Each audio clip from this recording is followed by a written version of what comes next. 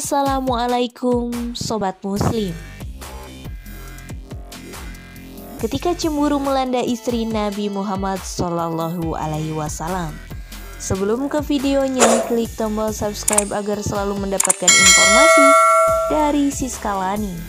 Memiliki istri lebih dari satu adalah salah satu budaya Arab saat itu. Bahkan Nabi Muhammad SAW pun memiliki istri lebih dari satu. Salah satu konsekuensi memiliki istri lebih dari satu adalah kecemburuan yang dialami oleh salah satu istri dengan istri yang lain, termasuk para ummul mukminin atau istri-istri Rasulullah. Walaupun Nabi Muhammad SAW ingin dan selalu berusaha keras untuk berlaku seadil-adilnya kepada para istri, namun tidak bisa dipungkiri bahwa masih ada saja rasa cemburu yang melanda istrinya, bahkan pada orang yang sudah tiada.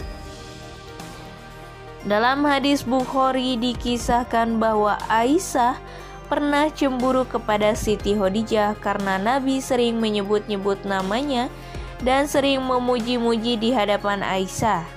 Walaupun saat itu Khadijah telah meninggal dunia, namun tetap saja Aisyah masih cemburu dengan Khadijah. Dalam hadis Bukhari juga, suatu hari Nabi pulang ke rumah istrinya yaitu Zainab. Namun nyatanya di rumah Aisyah sedang mempersiapkan sesuatu dengan Hafsah. Mereka berdua bersepakat untuk bilang kepada Nabi bahwa ia mencium sesuatu yang tidak enak setelah pulang dari rumah Zainab. Setibanya Nabi dari rumah Zainab, "Nabi, aku mencium bau yang tidak sedap dari mulutmu. Apa yang engkau makan saat berada di sana?" tanya Aisyah kepada Nabi. "Wahai Aisyah, aku hanya meminum madu. Mana mungkin madu itu menjadikan mulutku berbau?" Setelah bertemu Aisyah, Nabi pun bertemu dengan Hafsah. Tanpa disangka oleh Nabi, Hafsah pun mengatakan hal yang sama seperti Aisyah.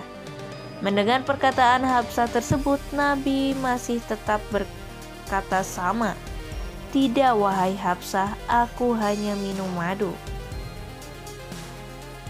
Dari perkataan dua orang istri itu, Nabi pun merasa bahwa mulutnya memang benar-benar bau. Sehingga Nabi pun bersumpah untuk tidak meminum madu tersebut. Sumpah tersebut tidak lain dan tidak bukan hanya untuk membahagiakan kedua istrinya yang tidak suka dengan bau madu. Turunlah Al-Quran ayat At-Tahrim ayat 1 yang berbunyi dengan arti, "Wahai Nabi, mengapa engkau mengharamkan sesuatu yang Allah halalkan kepadamu hanya karena ingin berharap ridho istri-istrimu? Sungguh Allah itu Maha Pengampun dan Maha Penyayang." Dari kisah kecemburuan istri-istri Nabi ini, kita bisa mengambil pelajaran bahwa kecemburuan adalah sebuah keniscayaan bagi semua manusia, tak terkecuali istri-istri Nabi Muhammad SAW. Namun jangan sampai kecemburuan itu malah menjadi sebab datangnya murka Allah. Hanya karena kecemburuan seorang istri, suami harus melakukan hal-hal yang dilarang oleh Allah. Inilah yang menjadi sebab datangnya murka Allah. Wallahu a'lam.